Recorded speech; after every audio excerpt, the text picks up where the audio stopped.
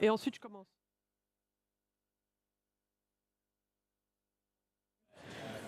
Okay, anywhere?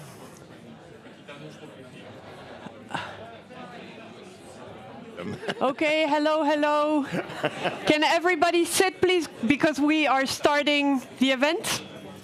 Thank you so much.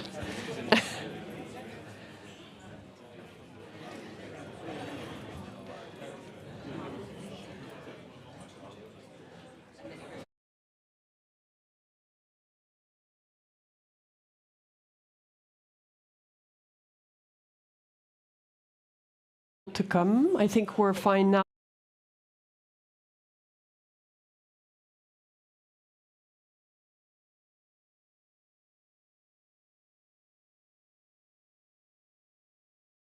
Result together. I'm Maya Delabaume, a journalist for Euronews, and along with my colleague Shauna Murray, who will join us afterwards, we will be guiding our discussion today. So before we begin, I'd like to thank Microsoft for hosting us at the Microsoft Innovation Center. We're just a few streets away from the European Parliament in the heart of Brussels. And for the next hour and a half, we will be live on Euronews.com and live on YouTube and analyzing the election results with our esteemed guests.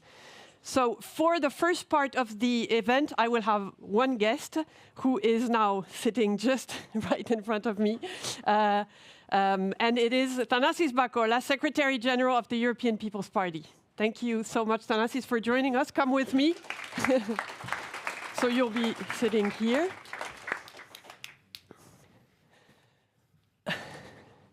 So I'd like to start this conversation with a country that is now in deep political turmoil, and you know it is also my country, France. I want to have a little bit of your reaction on what is going on, because I think in Brussels, a lot of people are talking about this, and it also affects the right, let's say. So what is your reaction to what is happening? And my question is really, is it inevitable today for a center-right party to make an alliance with the far right? No, absolutely not. But that's not the story from France. The story from France is the fact that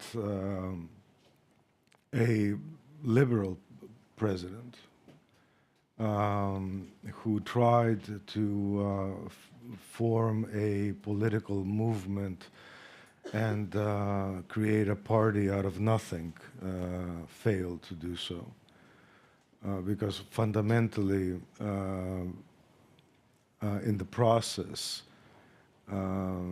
he managed, either on purpose or not, to vaporize the center-left and the center-right, and was left alone sandwiched between the extreme right and the extreme left. And those two elements slowly kind of like crushed him. And I think, you know, despite the fact that the French establishment, and we cannot ignore this in politics, was supportive of him, despite the fact that the media establishment was very, very supportive of him, which matters. Supportive and of Macron. And, you know, I have nothing bad to say about that. You know, the media can do whatever they want. They're free to do it. But the reality is, and now we see it in pure numbers, that this formula doesn't work. In fact, it has failed. There cannot be one huge center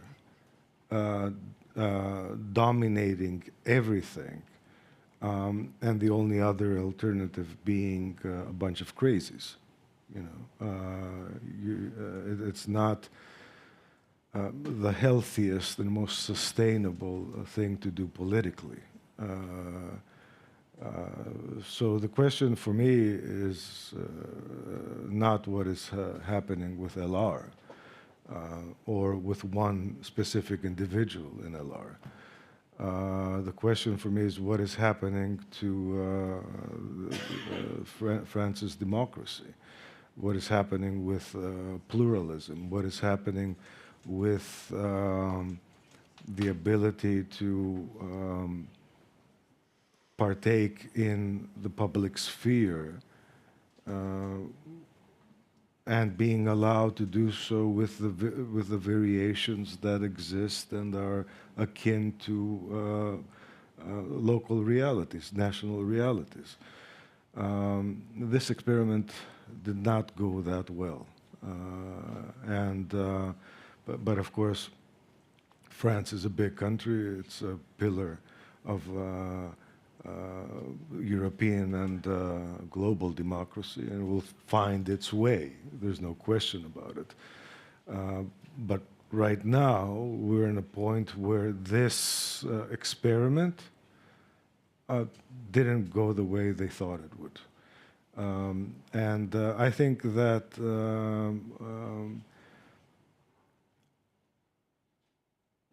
you know, it's not so much the extremes. You know, the extremes, we know what their modus operandi is. You know, hate, passion, anger against the so-called political establishment and every other establishment in order to gain votes and disrupt. It's our responsibility to fight. But you also have in France a center-right that is now fighting for its survival. Indeed, yeah. Indeed. I think the center-right is fighting for its survival, the center-left is fighting for its survival, and I think ultimately they will survive because they have to. And because they will be called upon to represent an electorate that didn't dissipate.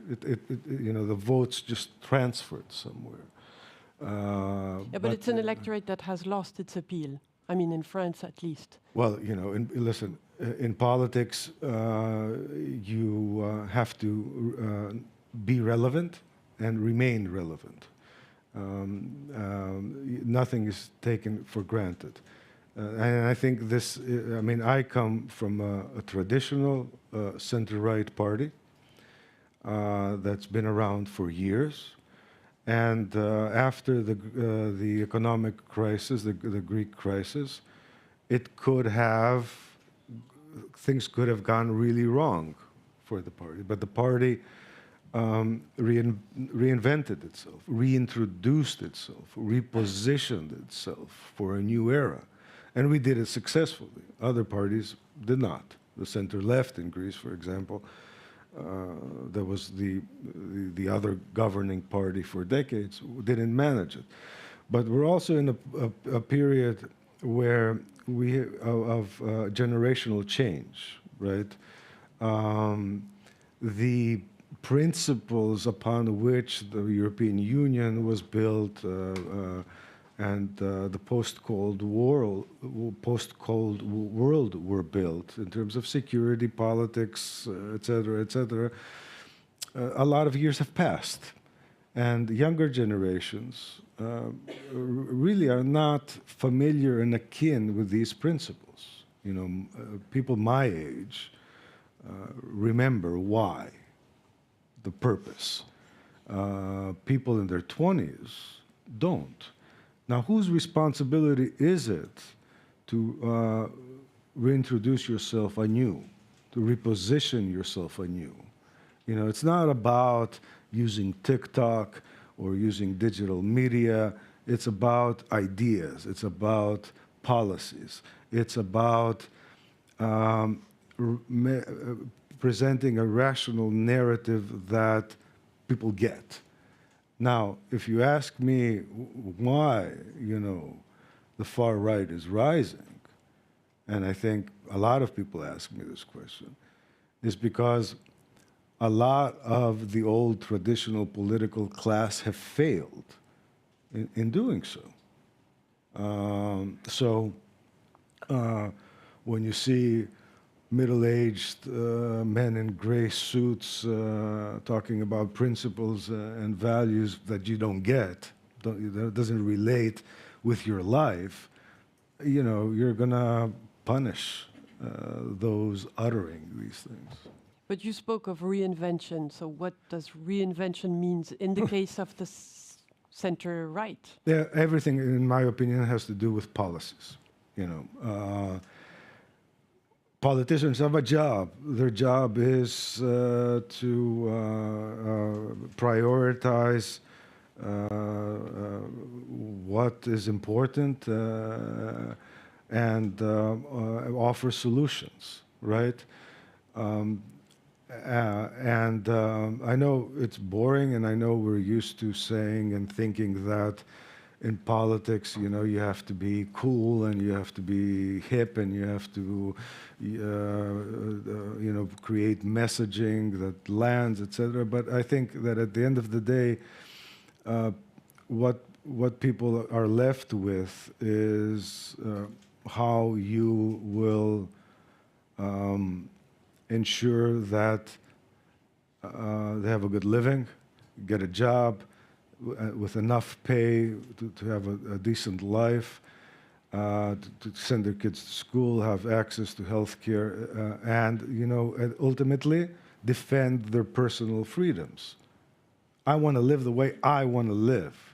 You know, I mean, I could be a barista, for example, make, you know, near minimum wage, but if I may, and spend my time painting, right, and being a starving artist, if that's what I want, if that's what fulfills me, the social contract needs to respect it and honor it. So ultimately, it's all about freedom, freedom as individuals to determine our own lives. So policies matter because they kind of like extend the possibility of attaining or maintaining this freedom. What you do with the economy, competitiveness, all these things, you know, land, people listen to them. I really do believe that. They don't go, they're not just things that just pass, right, and a few technocrats look at. People listen very carefully, and if it makes sense, they'll give you a chance. They'll listen to you. Maybe they'll vote for you, maybe not, but they'll give you a chance. If they hear nothing, then you're done. I'll interrupt you for a second because I think we have a video here on stay in France, and I think we have a video of French people asking questions, so maybe this is the time now. C'était inattendu. Après, je pense qu'on peut rien trouver de plus démocratique, en tout cas, puisqu'il va redonner la parole aux Français tout de suite. Donc après, on verra ce que les Français choisiront. S'il n'a pas une majorité, il a une majorité relative, donc c'est une bonne décision, oui. Comme ça, il remet tout à plat et on va voir si les citoyens peuvent s'exprimer comme ça. J'attends de voir le résultat, mais c'est risqué quoi qu'il arrive. Yeah. Yeah. You see, they ask questions about their country, the French. We're all upset. Yeah. Maybe going back to the first question I asked you, because, I mean, it's about France, but it's also about Europe. You say it's all about policies, but it's also about politics, and we know it. I mean, you know, you have to build a majority, so you also have to, you know, attract other countries to support you in your ideas. I mean, it's part of the game. So what is happening in France is also symptomatic of something that is happening in Europe, and you know it. I mean, there's Sweden, there's Finland, there's Italy, where the center-right has no other choice than to work with the far-right. This is a question of survival, so this is the question I was asking you first. Is it inevitable at some point and maybe in Greece one day, we don't know. But this seems to be the way Europe is going now, or at least the center-right is going now. No, I disagree. But it's a reality. You've seen it in countries. Well, I disagree with that, and let me just explain why. It's very difficult. You can't compare apple and oranges. What happened in Finland and what happened in Sweden, two countries with strong democracies and political traditions of cooperation for decades upon decades, cannot be compared with the politics of Greece or Spain, for example. It's just two different things.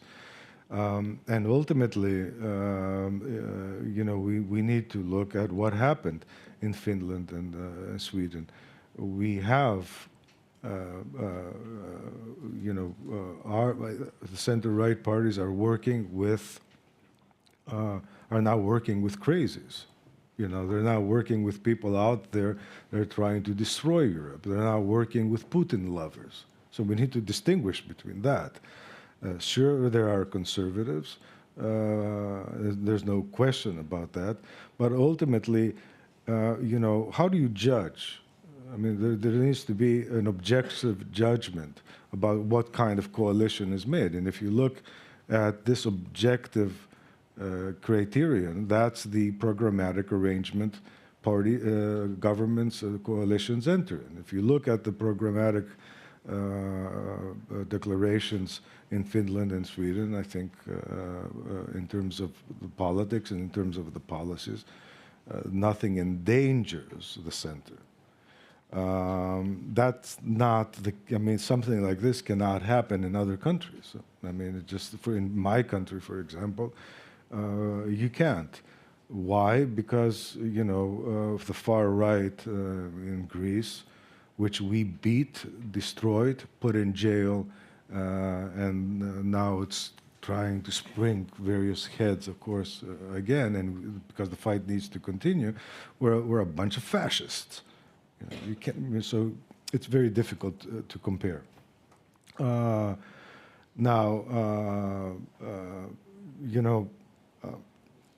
You mentioned Meloni, and I figure that's a question. Listen, everybody has a past, and the past is never forgotten. But everybody also has a future and a present. I'm sorry. And when it comes to Meloni, the fact is that she's a very constructive leader at the European Council. All leaders like her, from what I know. Not only center-right leaders, but the socialists and everybody, and the liberals and everybody. She is the prime minister of a big economy of the European Union, and they're working with her, and I think they're doing right to do so. Now, what happens politically is a different thing. In these elections, we had numbers, and we all had the same numbers because nobody does polls by themselves. It's too expensive. Everybody sees the same numbers, and the socialists and the liberals and the Greens saw the numbers and decided that they're not really going to be that active in these elections, right? They're going to use this far-right narrative, fear, right? Taking a page, unfortunately, out of the populist playbook, playing identity politics, because that's what happened. And their whole idea of the campaign was, ooh, the far right is coming. The far right never came. I mean, the far right never came. I mean, if you look at the numbers, we don't have a surge of the far right. What we have is an up in their seats. And that was a real political failure, I think, because they should have been more constructive and they should have participated, like we did in the elections. Now, if you don't like the Spitzen system, fine, we can discuss it. But that's what we have, and that's what we all signed up on. So I'm very proud of my party. and my member parties, because we really engaged. We used the Spitzen system to connect the leadership of the Commission to our member states, right? Ursula von der Leyen traveled to 17 countries, 25, 26 cities. She campaigned on the ground. She did so passionately, energetically, on the issues, on her record. We fulfilled the promise of why political parties exist at the European level, to enhance the debate at the national level.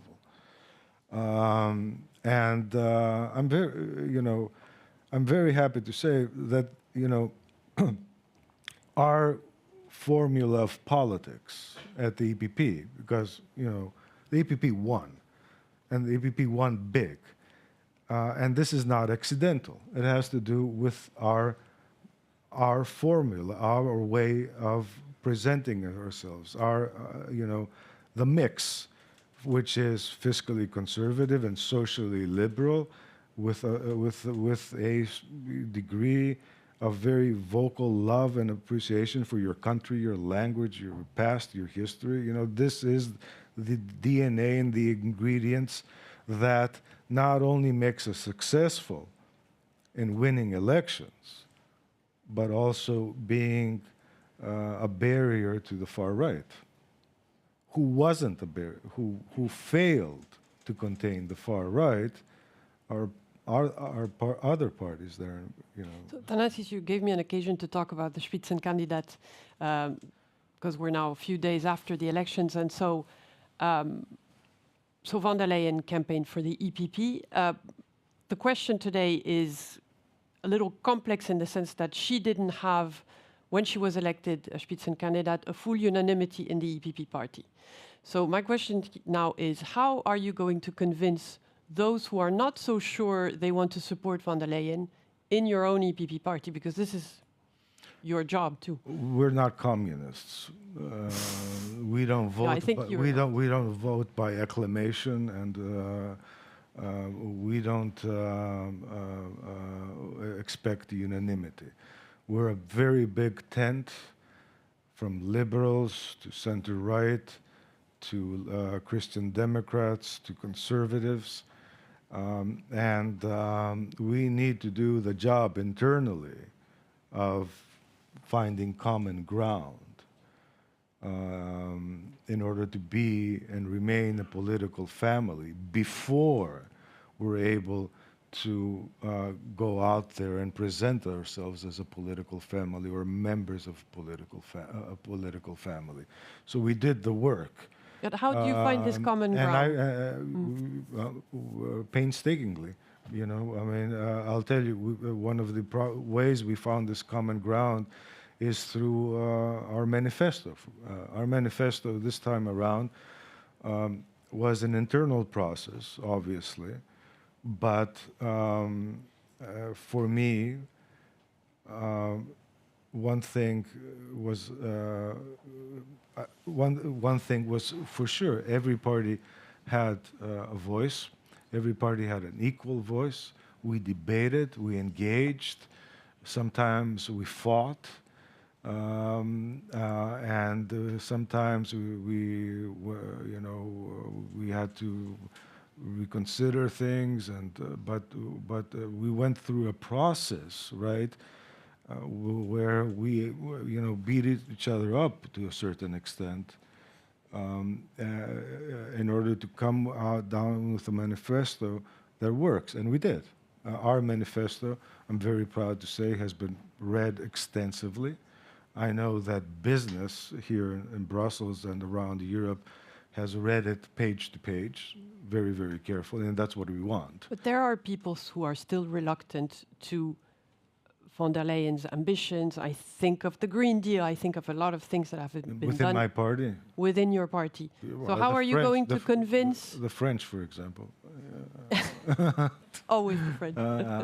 No, but not just the French. I think there are other delegations that are not so convinced. Well, we don't work by unanimity. We work by majority. And the vast majority of the European peoples party supports Ursula von der Leyen.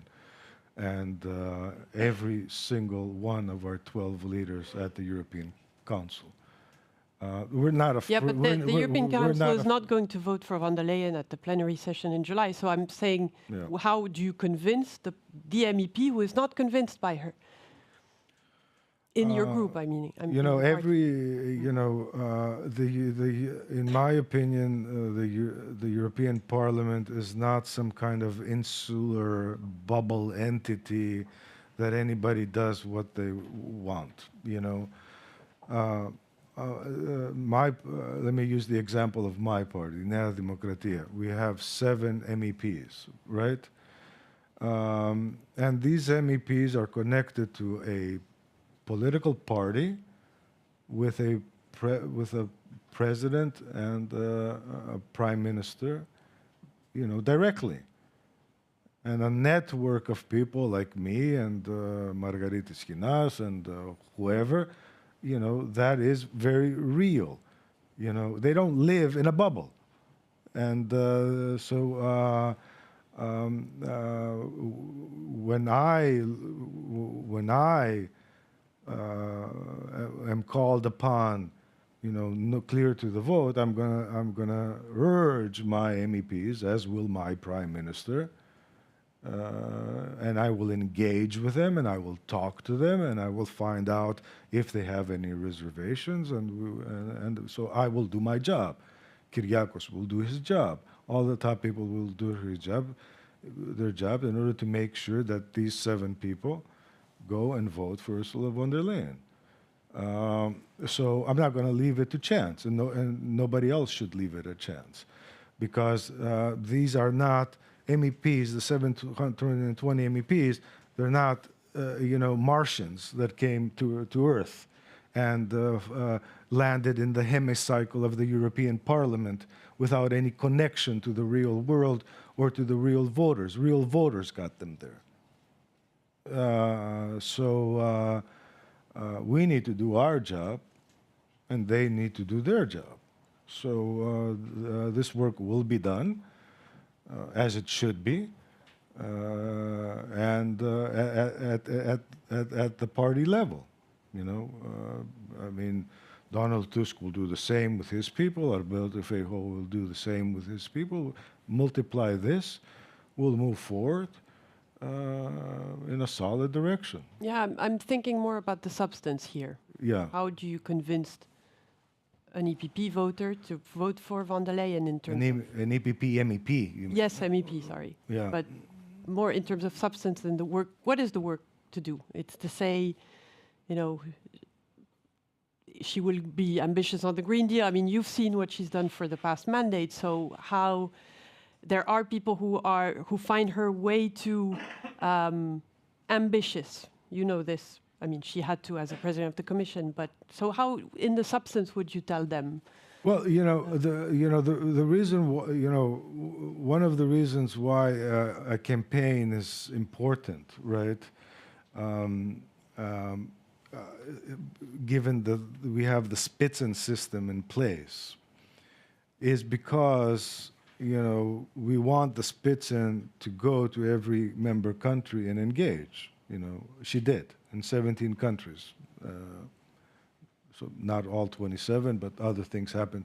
So these things already happened. You know, Ursula von der Leyen went to Poland, to Greece, to Portugal, to Spain, and engaged at a party level about what she will do, what her priorities are, and how she envisions the future. So this has happened within my party, at least. And this engagement will continue until the vote. But all this, Maya, is normal in politics, I think. You can't take anything for granted. And you know, if an MEP has a question, right, you gotta answer it. You know, you gotta sit down and answer it. And then, of course, you know, every MEP has a responsibility and will go vote according to his own conscience.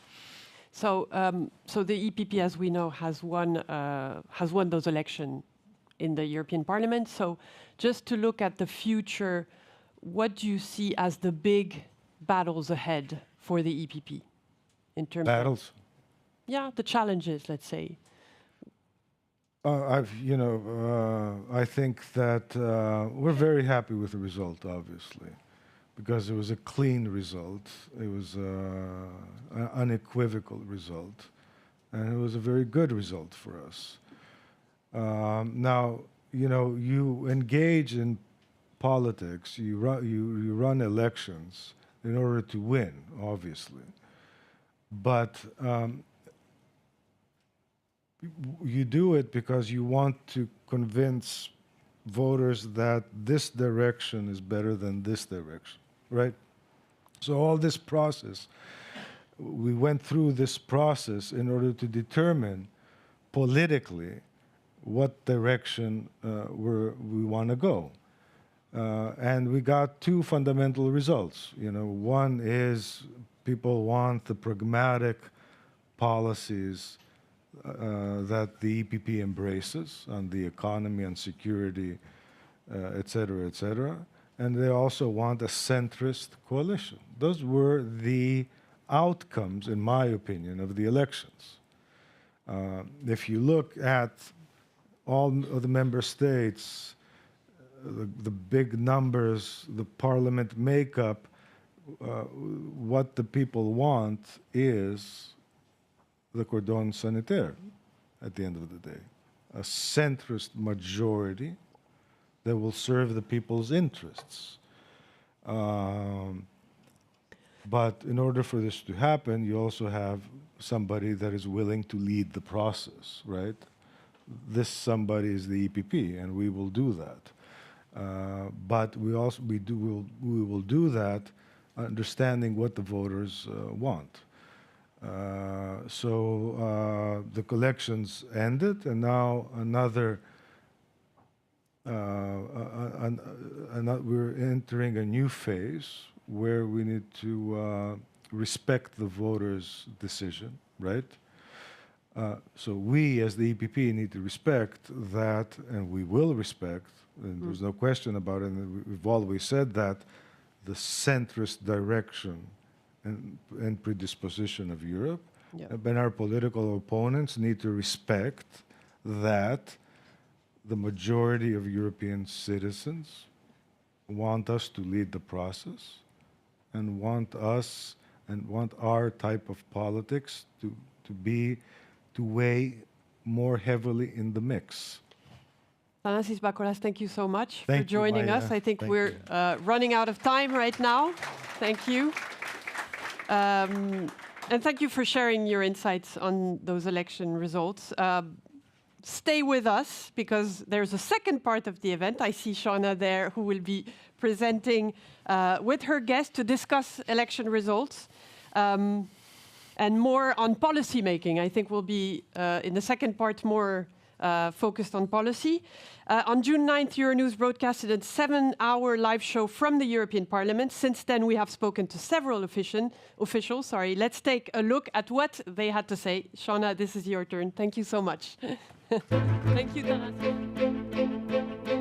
Today is a good day for EPP. We won the European elections, my friends. This is a big exercise in democracy, and you can see it alive in this parliament. J'ai décidé de vous redonner le choix de notre avenir parlementaire. Ed era una bella notte. Questa per me è più bella di quella di 2 anni fa. Okay.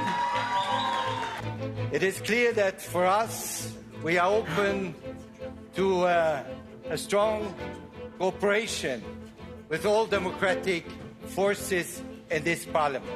Choices need to be made, and they need to be made not just by us, but by the other democratic forces in Europe. If they choose to go with national populists, well, we won't be able to help in any way. We will resist the increased pressure of the far right in the European Parliament. Okay. The center is holding. But it is also true that the extremes on the left and on the right have gained support. And this is why the result comes with great responsibility for the parties in the center.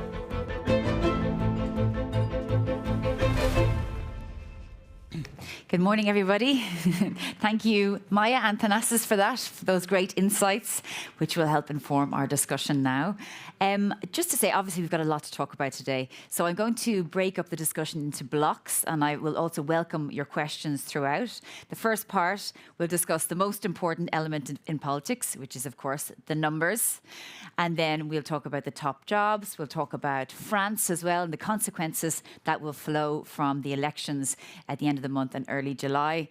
And then we'll talk about policies in the second block, which will be the Green Deal, the tech regulation, and Article 2 of the treaties, and whether or not the issues around LGBT rights and the rights and dignity of people will still be as strong for the next 5 years. And then our third block will be focused on defence, security, and Ukraine and Western support for Ukraine. So, as I said, keep your questions and your comments. We'd love to hear from you because we want this to be a really lively debate and discussion. But now, let me welcome our brilliant panel this morning. We have Maria de Mertzis, a senior fellow at Bruegel. Maria, come to the stage. You're very welcome. Karl Falkenberg, former Director General for the Environment for the European Commission and President of the EU chapter of the Club of Rome. We've got Jakob Moroza Rasmussen, Senior Director of the European Politics at APCO Worldwide and former SecGen at ALDI. Another SecGen, very lucky this morning. And Maria Rodriguez Alcazar, President of the European Youth Forum. You're very welcome, Maria. Now, okay, I'm going to turn to you, Jakob, because you are a former SecGen of ALDI, and ask you a little bit of, look, I suppose, before we get on to what Thanasis had said there, your own reaction to how your group did. Were you disappointed? Did you predict it? I remember on Sunday night speaking to some of your colleagues who said they expected around 89, 90 seats. It didn't quite get that far. Well, thank you. First of all, thank you for having us here for this. I mean, it's interesting having a year's distance to this now and see this thing. But to answer your question, personally, yes, I had expected us to land around this, but there are always different points of view within a family about how successful you can be. But politics and memory in politics are short, and I think this is also something that needs to be taken into account here. We always compare numbers to the last elections.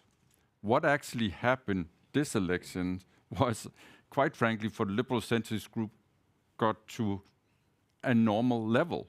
They were historically high in 2019 of support. There were never that high an amount of MEPs or prime ministers, for that matter, for the liberal centrists as there were coming out of 2019. Now this has fallen. Primarily it's in Southern Europe. I mean, the losses are, you can basically count them in 3 countries and then other countries where we're not, but they lost in France, they lost in Spain, Ciudadanos got completely wiped out, and Romania lost heavily. No gains in Italy as it was hoped for, but honestly, everything else in Europe sort of held up. I mean, so are you saying that the situation is merely stabilizing? Are you saying that the rise of the far right is not an actual surge per se, but that the situation is stabilizing? Because we have seen things creeping over the years. No, I mean, you have seen a move to the right. We can then have, I mean, Thanasis has a right point that it was over-exaggerated how big a surge would come. But it's also different from country to country. I mean, we've seen the elections results. I mean, we'll touch upon France later. That's a whole different result and discussion to have there than it is in certain other countries, how the voters have reacted. Because it is a question of looking at this, either you look at it aggregated as European or you look at it as 27 different elections, because there were different messages coming out from different countries in that sense. So yes, clearly a move to the right. To some extent, the center still holds, but you would be naive not to see that this is going to give challenges, both in the point that Thanasis didn't really want to answer about here, which is the confirmation vote of von der Leyen, but also throughout the 5 years when policy making comes. Because, I mean, I had my previous job for 11 years. I've seen enough that over the 5-year period, these majorities starts to crumble a little bit. You know, people shift allegiance, they're not 100% agreements and so on. And it becomes more pick and choose where the majorities come. So you will see a change there. Maria de Mertzis, would you agree with that? You know, that it didn't really, it didn't materialise as much, because I mean, you mentioned there that it didn't, remain in some countries. But if you look at Austria, the Netherlands, France, Germany, the AfD coming in second, the rise is, I mean, it's pretty. I wouldn't say it's complete, but it's strong and it's remarkable. No, I actually agree. I think the centre held quite well, actually, in the election. So even though we have seen an increase in the far right, I actually don't see this as a big danger. And I mean, let's just see what has happened also in the emergence of the far right. I mean, we talked about Greece. There was a very huge increase in the far right as a result, of course, of very dangerous policies and very difficult policies for Greece. But institutions held up. I think this is, for me, this is the most reassuring thing. Institutions held up. They were evaporated from the Greek parliament. So you mean historically? Are you talking about sort of in the aftermath of the banking debt crisis and so on, when there was so much anger? Indeed. I'm talking about the last 15 years, which is actually where you see it creeping up. But let's just look a little bit closer to home. We are in Belgium. We also had national elections in Belgium. On last Sunday, we saw a huge emergence of the Vlaams Belang, which is a very, very extreme right-wing party in Flanders. There is not even a need for a cordon sanitaire in Belgium, which is actually very interesting to see. Even though there is a surge in the right, the institutions hold up, and actually people did not want them to govern. So I think while I'm not happy with the emergence of the numbers going up, and in the European Parliament they did go up, I don't see them as catastrophic, and I think Europe has got good institutions that will manage this. Yeah, Carl, what's your own reaction to that? I mean, Thanasis was saying that there's a distance between the EU and member states, and in particular young people. He mentioned old men in grey suits, telling us things that we don't find relatable, rights and so on. But I would have thought that sort of those elements, those rights, particularly something that the EU purports to have, transcends generations. What's your own position? Well, I'm a European, but I'm of German origin. So compared to the Greek analysis that seemed to prevail so far, I have a different historic recollection. I mean, I think the rise of the far right is a concern to me, and center-right coalitions with far right brings back very bad historic memories to any German. Because in those attempts, and we saw in this election, a schmoozing of the center right with the far right on many grounds. The outcome made a stronger EPP, and the rise of the far right was not as big as it might have been expected. So one can say that that's good. I have a problem that the Chinese walls that we seem to have collectively towards the far right and left are beginning to be more opened up. And that's a concern to me. And I think that we need now to show the promises, the programs on which the different parties were elected, in particularly the EPP, who has come out as the strongest party, therefore has a lot of responsibility now to show where the direction is going to go. My concern on that is that I don't think that democracy is going to beat environment, to take one of the issues that this has been about.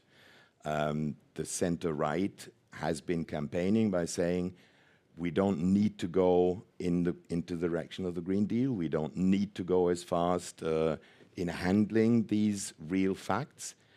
If they now come back and think that democratically they have been confirmed and we don't need to do that, I think it's going to be a hard awakening at some point in time. And I think younger people should have that feeling and that impression much stronger than perhaps some of the elder ones. But I grew up with a book that is talking about the finite limits of this planet. And we are seeing every day, and more clearly every day, that we are going against the limits of this planet, and we have to bring our societies within this. That's a painful transition. It will need also courageous decisions politically and good communication to explain that this is not just an ideological movement, but we need to take into account some of the basic facts. We are seeing dramatic change, floodings for the moment in parts of Europe where we haven't seen them, haven't experienced them, but that's precisely the prediction of science. We knew that we will have disruptive climate situations. We need to handle these, and I'm going to be looking very carefully at how this new European Parliament, in conjunctions with national governments, is going to be answering those challenges. I think that's where eventually the real issues come. For sure. The election, just one last sign on this, the election, I think, is, at the end of the day, from my position, less problematic in the European Parliament. We have these problems with the far-right increases, but we have a centre that is still majority. So it is possible to continue to work in a proper direction. But in some of our governments, in some of our national governments, this European election has started real earthquakes. Yeah. Just before I move on to Maria, could I ask you to say a little bit more about the point you made at the start there, which is that you're slightly, I know you didn't use the word triggered, but about when you saw the results of the German election, the AfD coming second, around 16%. How did you feel? I feel very, very worried about the direction in Germany. There will be a national election in Germany coming in a year or so.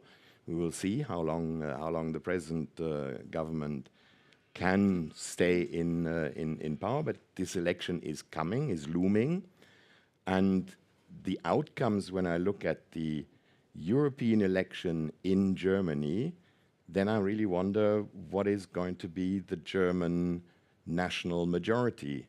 And if for the moment we have a situation where people are still talking about Chinese wall, but if in the light of the next election, the center-right in Germany decides that they can have a majority with the far-right, with the AfD, well, then the Chinese wall will be completely broken. And I think that would be a very, very dramatic change that would also have an impact on Brussels and how at the European level we will be able to formulate policies. Maria, one of the things that was quite startling on Sunday was the number of young people that voted for the AfD and the far right. We've seen, obviously, Jordan Bardella, 28-year-old young man. So these are young people who are moving in that direction.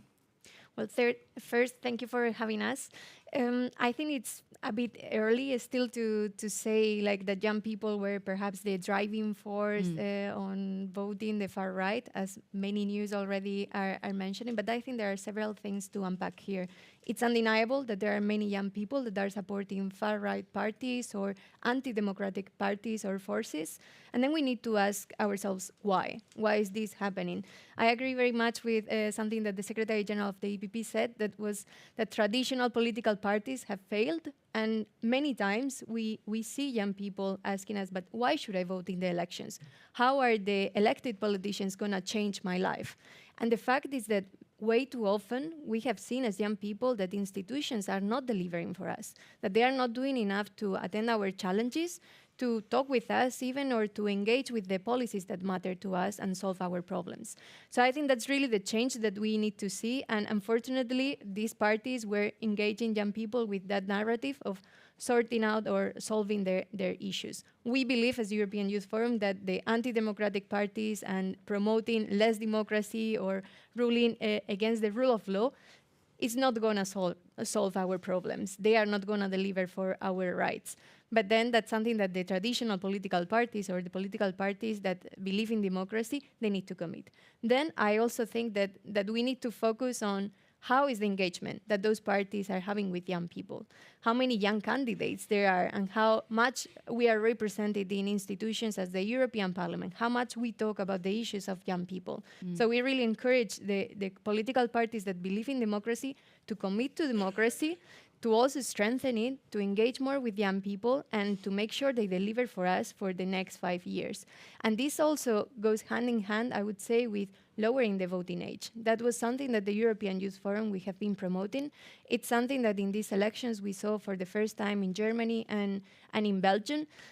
again, for example, if we take Belgium as an example, we see that the results for the European Parliament elections are better regarding the threat of the far right at the European level than at the federal level, where young people were not voting that much. So, yeah, I think that can be also a measure to promote democracy and to strengthen democracy. Can I ask you, could you tell us a little bit how those parties targeted or went towards or influenced young people to vote for them? Were they giving them solutions around owning a house, around, you know, prosperous life, strong jobs? Because often when we hear about them, they're criticising the EU when it comes to LGBT rights. They're taking it out on migrants. You know, they seem to be targeting marginalised people in the way that most other people would say is unfair.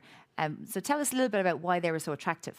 Yeah, the worst thing is that they are not really offering solutions. Okay. So, yeah, but they are talking about their problems and they are making them feeling listened to, represented, yes, and listened to, and they are putting a voice to many issues that we are facing in our day-to-day lives. So they are being kind of an amplifier of that message, even if, again, they are not offering solutions, and we know that when they are in institutions, they are not delivering better for young people. Yes, so the evidence doesn't back up, but at least they were able to get people to vote for them, and in that way, then they can have voters for life. Well, I'm not sure about that, because we will need to see if they are in institutions, like how they deliver, and I think that will also show that the situation doesn't change really for young people in that case. But I think they are also using another ways of engaging with young people, so we cannot deny that they are using social media, TikTok. Many of these far-right politicians that have surged during these elections, they are using their social media, TikTok especially, to connect with young people. So maybe that's also the reflection that usual traditional parties that believe in democracy, they should use. Also more the channels that young people are using for communicating. Well, look, let's take a listen to one of our correspondents, Giorgia Orlandi, who sent us this report from Italy. Italians seem to be divided over the outcome of the EU vote, next to those who are satisfied about the fact that the current government has passed the electoral test, heading towards more political stability. Some of the people we've been hearing from here on the streets of Rome told us they are concerned about the fact that right-wing political forces have made significant gains across Europe, something that they said they weren't expecting. But the main takeaway from these elections here in Italy is low vote turnout, which was estimated at 49.69%, hitting a record low. In fact, vote turnout is actually lower if compared with the 2019 European elections and the 2022 general elections. And we know as well that vote turnout has been decreasing ever since the first European elections were held in this country. Now, there's a number of reasons for that, according to experts. There's a growing disaffection towards Europe and European policies. Italy's Prime Minister Giorgia Meloni, reacting to the news, said that somehow Europe is perceived as distant and far away by Italian and European citizens, something that she said should trigger a whole debate around Europe and around the role of Europe and how much it matters to European citizens. But according to experts, this electoral campaign has been focusing too much on internal issues, something that has made some people lose interest in the vote. Giorgia Orlandi for Euronews in Rome. Georgia there. Carl, I just want to ask you, Jakob, first of all, can we just get our graph of the numbers so we can just analyse them ourselves there? We should have a make-up at this stage. And then we have, the EPP looking at 185. I think it's actually increased to about 189, plus they hope to take some of the non-Iskri.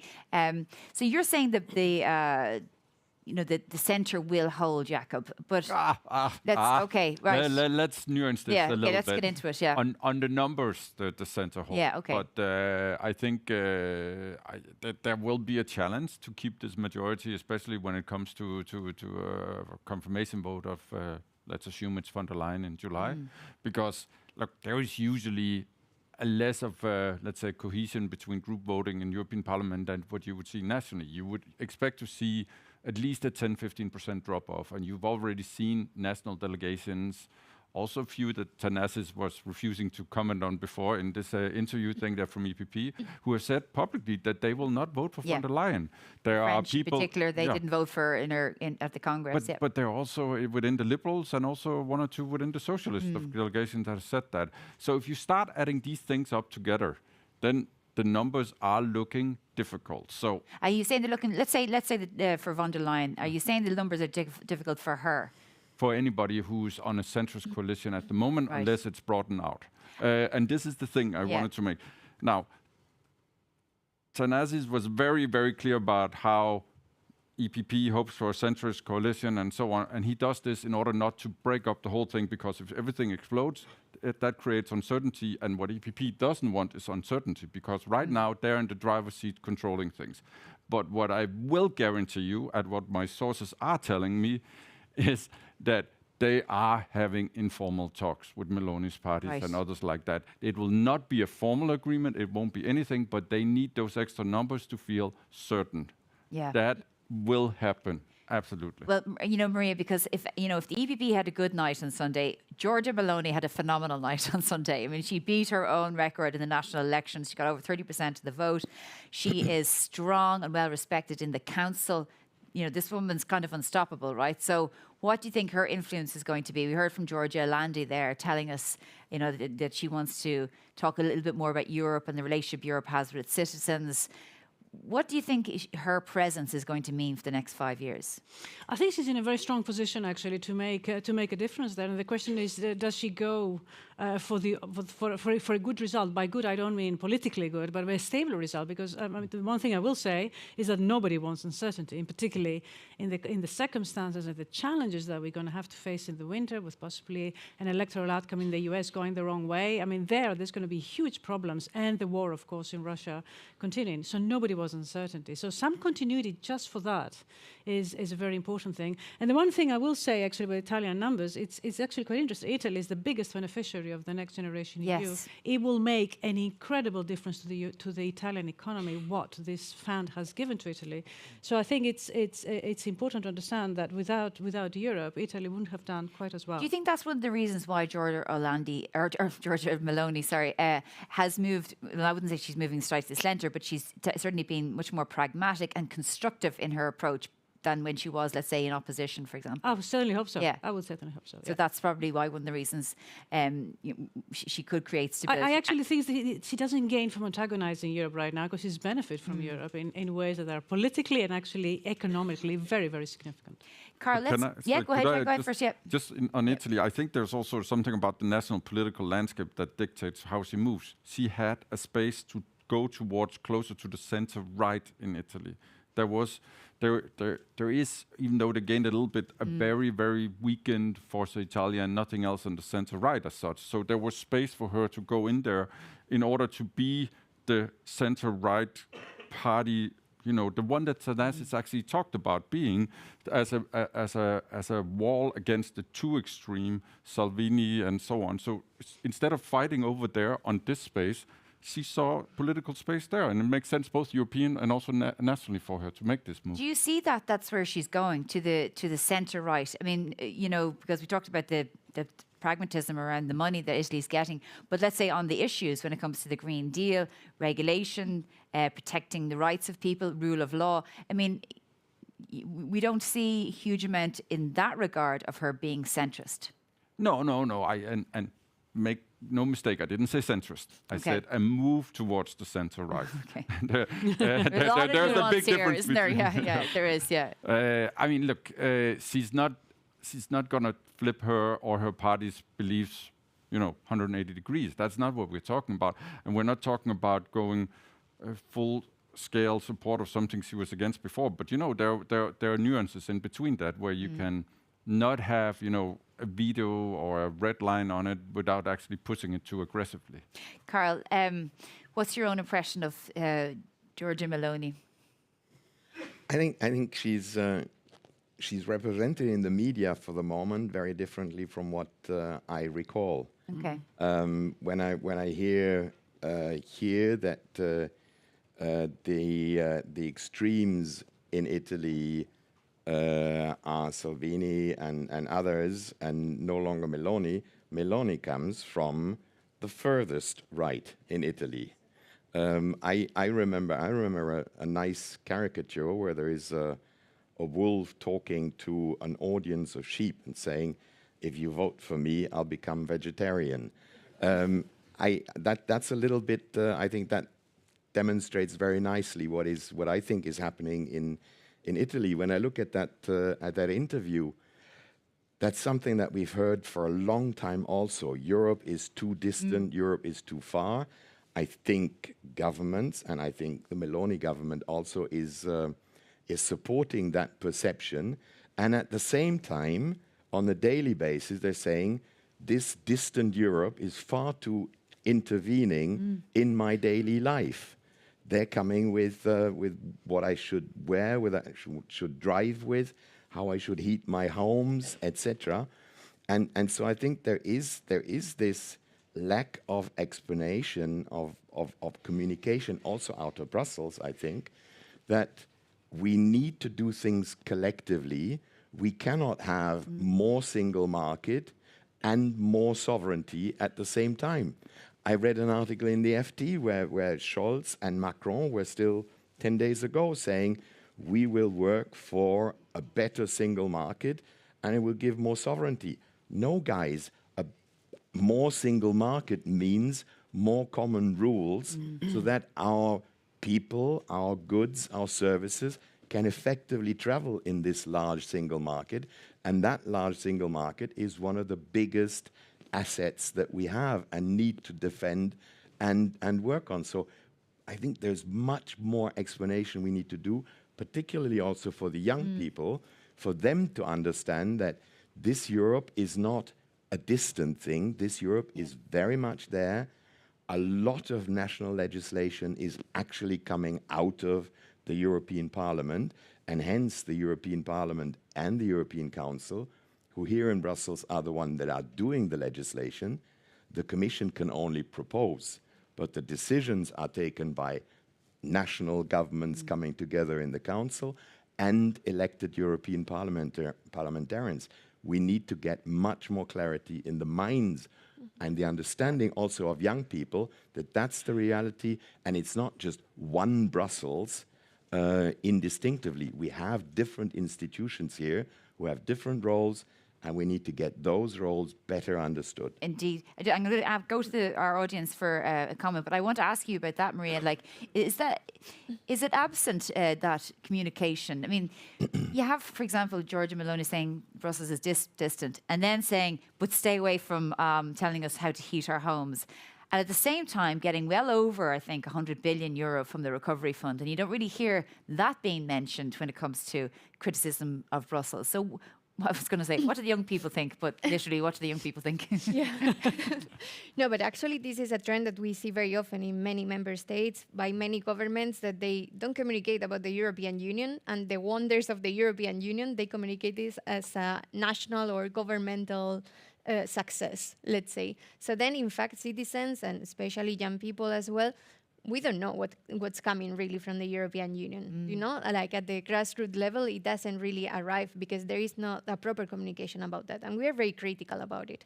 Because when we were trying to mobilize young people, encouraging young people to vote, the first thing that we had to do always is explaining what the European Union is doing for you as a citizen. And also the European Union is putting a lot of resources for this. But there is a clear trend in the member states not to communicate about the European Union and communicate it as a national success.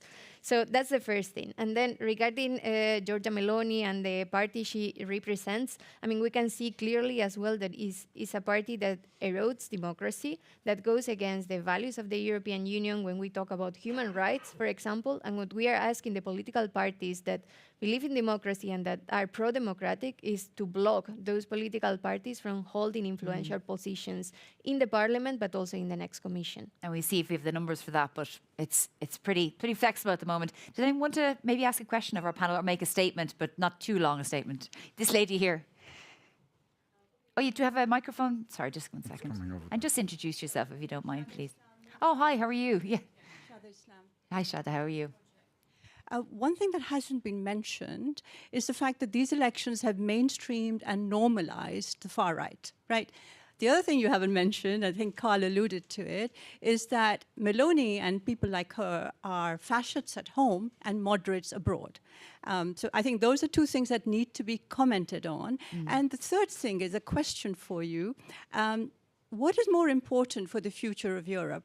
The elections, the snap elections in France, or the myth or the narrative of the centre is holding in the European Assembly? Thank you. Okay, and I'm going to put that to you, Jacob, because you were the one who got on stage here and tried to tell us the centre was holding, but people here disagree with you. No, I disagree as well. But no, but look, that was an interesting question because it's a little bit like apple and bananas you're asking me to compare.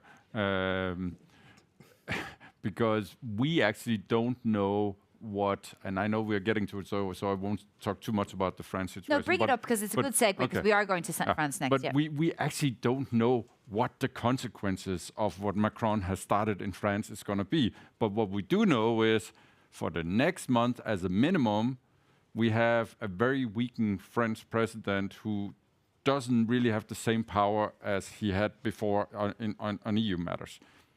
I would argue we have the same in Germany also, which is also being weakened, but for a different thing. So that leads then the questions about, and you can have a discussion whether it was European elections or on the national government, sort of like a vote of confidence things in different countries. But at the end of the day, the two biggest countries we have left in EU has weakened situation of government.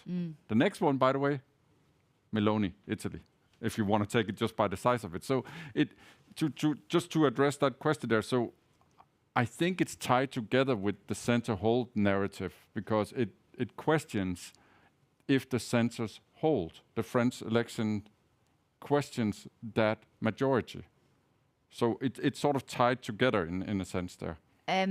Maria, just before we move on to France, just tell me what you think of Shada's point there, that you know, it's a strong, very stark thing to say that these people are fascists at home, maybe not that word, but that they are much more extreme at home and then come to the EU to be moderates, and then we sort of, as she said, use the word normalise them. Yeah, well, I hope the results haven't normalised the extreme right. I still want to believe that, I mean, they're not normalised. I think at the end of the day, we need to understand the principles on which these people come into power, and actually, do we agree with these principles?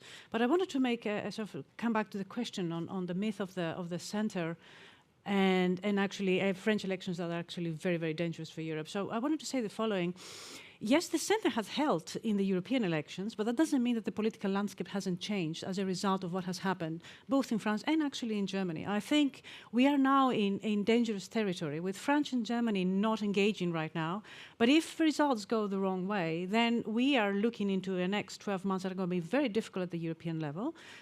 Think about the things that we have to decide in the next 12 months. In the next 4 years for the Commission, the budget. The European budget. If you have extreme right governments at some position, what is that going to do to decisions on the European budget? It's going to be extremely difficult. So I think that they're not a contradiction. At the European level, in European elections, we have a centre that has prevailed. But this is Europe, and Europe is not governed just by the European Parliament. It's governed by national parliaments and by European parliaments. I dare say the new national parliaments are stronger in this respect. So if you have positions in France that are dangerous and weak in Germany, decisions in Brussels will be very difficult. Yeah, and those budget negotiations are tempestuous at the best of times. So yeah, stay tuned. Carl, France, the monumental risk taken by Emmanuel Macron on Sunday night, where does that leave us all? And also, I think France is very special because at the end of the day, they have a presidential regime, and you can't really compare France to, say, Germany in this regard. So, yes, one scenario, they're heading into a difficult cohabitation. But the French president has still a lot of decisive powers and influence on policy, particularly when it comes to international, including European policies. So it may look like a calculated risk. Also, I think that one shouldn't exaggerate the Front National, or the Rassemblement National, as they're now called. They did 1/3 of the votes. So it's not as if they are guaranteed majority. and the French two-round elections and etc., I think there is a reasonable chance still that we will see a surprising outcome again, but in a better direction. Okay. Where I do agree with what has been said in the first interview here, I do see an issue of center policies, traditional policies, particularly in France, having disappeared. And Macron bringing in a completely new movement, but which is not based traditionally, but which has in France led to a total breakdown of the center left. And I think that is a very big problem in French elections. I have many French friends who in the last couple of years have on elections asked me, where should I go? I don't think I want to vote NUP. I don't want to vote on the far right. So what's left for me? There is a Macronisme, but which is a new animal and not really, if you want, an alternative to what has happened in the last 5 years in France. Where do you go? Where's the alternative? And the absence of a center-left alternative really is, in my view, if I were French, would be a problem to me. How do I go about it? So you mean a centre-left alternative to Macron or the socialists? Yeah, well, Macron somehow in the center, but a new movement, a more liberal movement, a more classical market economy, free economy. Is that not what Macron is? No, is that not what Macron is? That's what Macron is. But when I talk center left, I see different attitudes to there. I see German social democrats. I don't see the equivalent of that, for example, in French politics today. So you think, anyway, his risk will pay off, you hope, anyway, wishful thinking there. And what do you think the implications will be for the top jobs? Do you think that he will be distracted and ever so slightly weakened, that he won't try to thwart Ursula von der Leyen from becoming Commission President? I don't have a glass ball, and I'm not in his mindset. He pulled von der Leyen out of a hat at one moment. There are indications that he's not so convinced with the rabbit that he took out of the hat last time. So perhaps someone may come and take another rabbit out of another hat, and we still have a surprise. I still think that von der Leyen, rationally, from the moment, is the front runner to taking this job. But I also agree that voting and secret voting in a European Parliament, in a new European Parliament, we might see surprises. We will have to look at the Council. And in the Council, the situation has weakened by important players. And weakness does not necessarily mean that a stronger European solution is coming out. Yeah. Maria? Yeah, my note on France is that actually the pro-democratic political parties now they have 1 month to bring hope. And it's not only just facing the far right in this case, but it's bringing hope and talking about the issues, in this case, that young people are facing in the country, because there are parties that are talking about that. Yeah. And in France, I think it's very clear as well. So yeah, but also picking up on the comment that was made before on what are the kind of national policies that those parties are making. For us, it's very clear, and we see it in our membership in the youth organizations all across Europe, that there is a shrinking of civic space. There is less and less space to participate politically, especially for young people, but I think this applies for any organization. And what we see is that there are many threats also for young people that get organized when they want to express themselves, when they want to call out the governments, for example, at any level.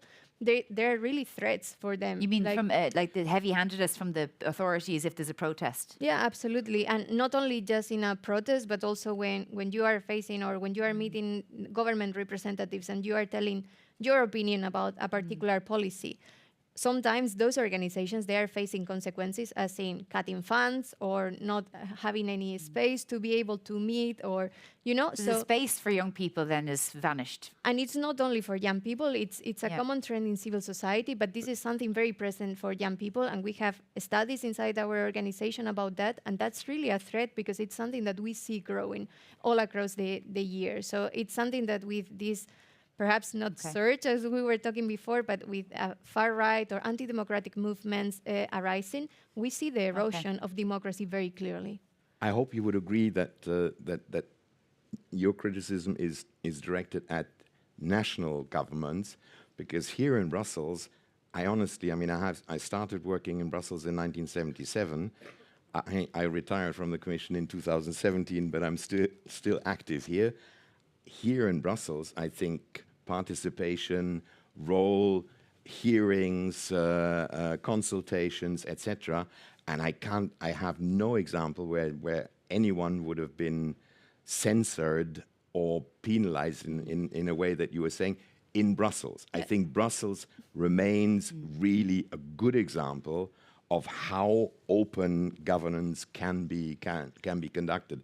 I just wanted to correct that. I agree. I think it remains a good example, but still we can see some things that sometimes we put that in alert. But for sure, this is something happening from the local to national level. Sometimes at the European, we also see like some attempts of not hearing civil society or also. And they don't see Brussels as basically a format or a place where they can rescue their ability to engage from a democratic perspective. So the savior isn't Brussels anyway. It should be just voting. I could agree that the institutions of the European Union, they are doing many efforts to engage more with citizens and also with young people. And also we saw from the European Year of Youth on 2022, there has been an increase and also the attempts of the Commission, for example, now to implement an EU youth check so that in any new policy, there will be a perspective on youth and how this is affecting young people. And this is something that we are developing also with the Commission, and we are very happy about that. But we see this very clearly, like the shrinking of civic space at all levels, and that's also Europe. Like what happens in our villages is also Europe. Anyone want to make a point? That lady there, and then I'll go to you. Thank you. Hello, thank you very much. I'm Svetlana. I work for Business Europe. It's a cross-sector business association. My question here is to move a little bit discussion towards the Central Eastern European countries, because we've been talking a lot about France, Italy, and what is your take about the dynamics those countries are bringing to the European majorities? Because most of them are voting still EPP, SD, ALDE, and for instance, Bulgarian delegation in EPP is as big as the French delegation. So, and they will have equal say for different majorities. So, what's your take of those dynamics? So that's something interesting to hear. Yeah, I mean, first of all, nice to see you again. We actually had an interesting reflection within Renew also, where the progressive Slovakia now is, and for that matter, Arno from Czech Republic, are basically the same size as Macron's party in Renew. I mean, Macron's party, not the list, but his party is 7 only. And the other ones brings roughly the same, right? I think there is a bit of trying to get a grip about that, what that means in the shift of influence within the groupings. This is, I mean, it's a good question. I think there is a, rightfully so, and maybe we can tie this to the discussion also about Top Job, there is an expectation of greater influence in these groupings by the Central Eastern European countries, and also in the top jobs by the greater representation, right? And I think the whole thing actually, greater representation and having something you can identify with, or something ties together with several of the other topics like Maria mentioned, and a few other things, right? About for the youth, but also generally for like, where does the center left in France? I mean, where's the representation? There you want to see something you can mirror yourself into and what you feel justified to. So I think, first of all, I think we are going to see greater positions, whatever that may be within the European Parliament. I don't necessarily think it's going to flip to group leadership, but I could see committee chairmanships coming more to these countries. And then Top Job, I think the time is where it must be impossible not to give an EU top job to somebody from Central Eastern Europe. Give us who you think should get the job, what job, because actually let's start talking about top jobs. I'm biased here also because I know her personally, but Kaja Kallas, the Estonian Prime Minister, I think would be President of the Council? Or I mean, look, if we could get it in as liberals, we would take it. But let's be more realistic for a second. If you could get it, take it. Yeah, I'm sure you would. I mean, probably the foreign affairs position. And then President von der Leyen, Commission, and then Antonio da Costa. Is that what you're? Look, that's the standard thing. Look, that's not for us to even as liberals. I'm just asking you, is that your own impression or your own interpretation? And would that work for you? Would you think that would be fair balance, and they're the right people? It would certainly work and be a fair balance. If it's the right people, that's up to other people to do. Well, what do you think? Look, the problem we have is that if you really want to be nitty-gritty about this thing, and I know the Brussels instinct is to react against what I'm going to say now, is you do have a commission president who actually came in on the back of a scandal in her German situation as Minister of Defense. You have an Antonio Costa that there are question marks about scandals in Portugal. Now, if we are talking about the trust and the engagement of the European citizens here, I mean, is this the right profiles to put in place for all of this? Now, I'm saying this very deliberately, knowing that I'm going to provoke some people by saying this, but it is worth a self-reflection to look into the mirror here if we're talking about this, right? That's a really good point. I'm going to ask you about that, Maria, because you're talking about the distance between young people, and if they see Antonio da Costa, as nice and all as he is, in coming from this situation, would that be something that young people might say, this is more of the same and no one's listening to us? You know, what we really would want to see at some point in history is having a young person actually being a commissioner or holding an really influential position at Jordan the European Bardella, Commission, for example. Well, better not. That's really not the one that we want to be there. Exactly. No, but I think we also need to talk, because probably the top jobs, there won't be like a young person there. We hope to see that, and also to bring that representation of young people.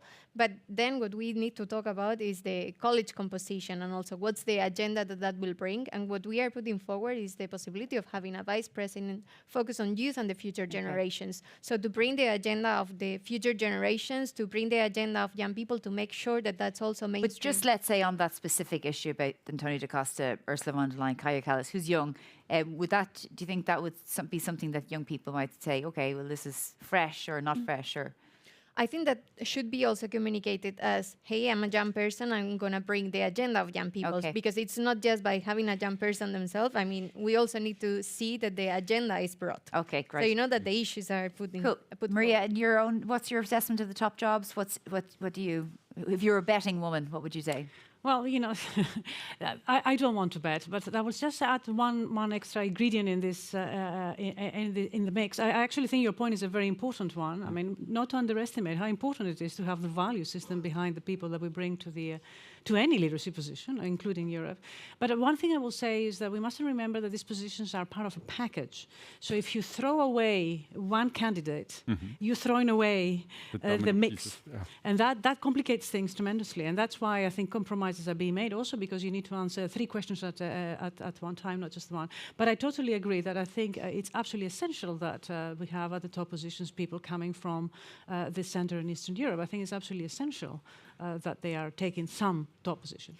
Can I take you back to? Can I take you back to age? Because I'm afraid that the political debate, or the challenge that we have, is now a little bit reduced to age, and I don't like that really. Also, because I'm looking at the election taking place in the United States in about in half a year or so, in a couple of months. We have the last commission is the youngest commission that we've ever had. We have a commissioner at 28. How young does young mean for you? Do we want to have a commissioner at 16? Is that your claim, or because I think we are already moving very, very much in younger representation at the commission level? Well, I disagree. I think also top jobs position could be like delivered by young people and performed by young people. So I think that that's something that we could have. But again, it's not only about the age. And I think I agree here with you that it's not only about the age of the people that are there, but it's about the agenda that they are bringing and how they are engaging. was in his early 30s, and he was looking after the environment and fisheries and the seas and so on. So there was one. Yeah, no, I mean, and I agree with that. I'm not denying that. But then again, like the influential positions as well at the European Commission. Just because we've run out of time, Carl, the Green Deal. Yeah. 30 seconds. Is it safe? What do you think is going to happen? What can be delivered? Because amid all the politics, there is global warming, and it's getting worse and worse and worse. So the Green Deal has to stay, but does it have to be renamed, or how do we get an agreement? Well, it's going to be interesting how EPP is going to take the next U-turn. Going into the elections, they took obviously a U-turn away from Green Deal, but the facts remain, and I think the EPP will wake up at some point to the fact that now they say we won this election, democracy beats environment. That's not what's going to happen. The challenge on climate, the challenge on biodiversity, the water scarcity or floodings, all of those things will remain. They will increase. The science is very, very clear there.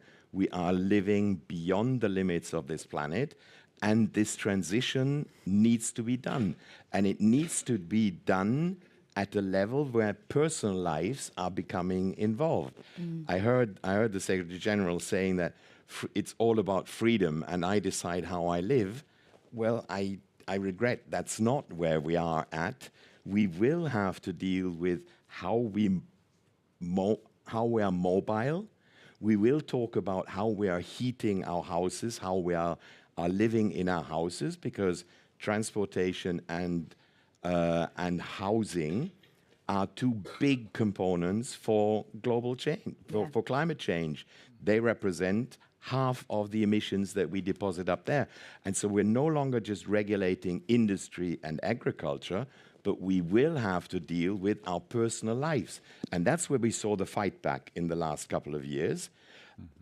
And the next policymakers, the next majorities in Parliament, the next Commission, the next Council will have to confront those issues. Yeah, Maria, because we don't see as much of an outrage or outpour from young people like we did for a while back with, the leadership of Greta Thunberg, and yet young people voting for the far right who really do very little when it comes to targeting global warming. Yeah, but it's still the green agenda is very much present, and I think that that's also visible in other countries that perhaps we are not talking that much about, but in Italy, for example, or the Netherlands, and also in Denmark, for example.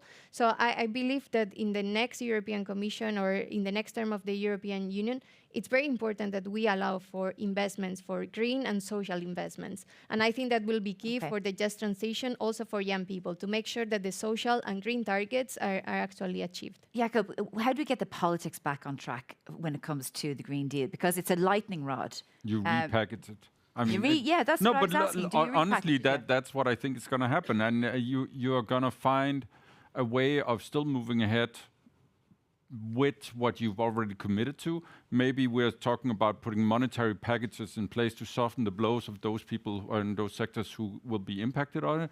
And you will find other area where you can address also. I mean, one of the things that were for a long time, until I would say about 3-6 months ago, not really discussed was, for instance, how much waste there is for clothes production, how much that are being burned, of things that are not sold. I mean, how much we use of resources for that. Now, that's a thing you can start looking at without getting the farmers even more upset, right? And that would be the politicians' natural instinct. Let's not make them more upset. Let's give them money. Let's look what can we do here to restrict, because there's a big pile here where we can help something for the Green Deal. Or Blue Deal, as some people also want to focus on. This lady here was just trying to get in. Do you Okay, thank you very much. My name is Norhan. I am a policy and advocacy advisor at the European Network Against Racism. I just wanted to make a comment regarding the shrinking of the civic space, which was rightfully mentioned. I think even if the far right has had obviously gains in seats at the European Parliament, the center left might still, hold the ground. It's very important to mention that the rise of the far right, it will have an impact particularly on racialized communities as well, which I don't think it has been mentioned throughout this discussion. For us, it is a concern. We are quite worried because participation at a national level is different from participation at the European level, but I can guarantee you that the shrinking of the civic space, Brussels is not immune to it. It happens, and I have examples that I can speak about. But I wanted to ask a question, maybe to whoever would like to comment on it, which is, what do you think the rise of the far right will impact in terms of fundamental human rights, in terms of, for example, on the renewal of the EU Anti-Racism Action Plan, or even simply setting up the intergroup on anti-racism and diversity at the European Parliament? Thanks. Maria, do you want to take that? Well, I hope it doesn't, because, I mean, you know, we talk about a grey area that is expanded, right? But red lines have not changed, right? And I hope that we can hold on to red lines. The one you mentioned being the most important one. So, you know, grey is not the same thing. I mean, compromises can be made, but you cannot have partnerships with people who are against the fundamental rights. If there's one thing I believe in Europe, is the institutions. And I'm hopeful. I'm really hopeful that institutions will hold up. Go ahead there, Jakob. I just want to chime in, and here we can make the famous sentence. Here, I'm 200% certain the centre will hold on those issues. I mean, and that centre is broader. On racism and so on. On fundamental values. That will hold because it's also a broader centre. It's also with the Greens. It's also further to the left and so on. Will be in on this, and even parts of ECR. There are red lines, I fully agree. That's not going to be moved on. That's something optimistic. I just want to wrap, because we have to wrap up soon. But Carl, just on Ukraine, because we heard Thanasis say to some of those entering the parliament, pro-Putin crazies. Now, they're his words, but he's basically talking about people who would not be continuing the support of Ukraine. Do you think that there's anything in jeopardy with this new parliament in regards to that? I think we're going forward in a very difficult situation, not just because of some people would be Putin lovers. I heard that word, Putin lovers. I don't like that word. I think people have different positions. Some stronger, some less. But if you look objectively at the situation, we have an ongoing conflict in the direct neighborhood of the European Union. We have taken fairly firm positions in that conflict, not becoming a party to it, but helping Ukraine with all the means that we have. But we're doing this together with a big partner on the other side of the Atlantic, and there may be changes there. And even if there's not a change there, from the other side of the Atlantic, more effort will be expected from Europe. And I see at this point in time already that there are situations where choices will have to be made, and they will be painful. And has that changed now, is what I'm asking you? Because we know that there's vulnerabilities in relation to the transatlantic relationship, depending on what happens in November. But has this parliament election changed and made it a little bit less strong? I really hope not. I don't see it directly already. I wouldn't say that it's already predictable that this is changed. I don't really see, neither in council nor in the parliament, that there is already a shift. There is a potential, but I don't really would say that this election has dramatically changed that situation. I think the election in the US may have more influence, more impact on that than this European election. Final word to you, Maria.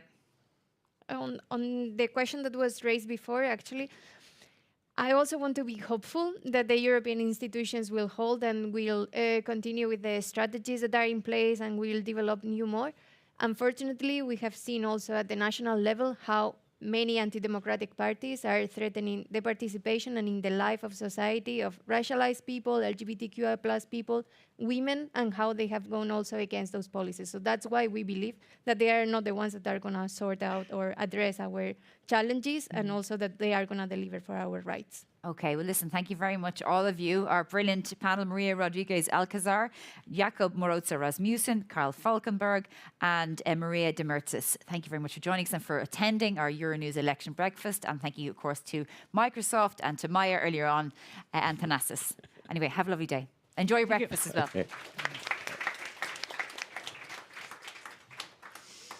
Oof.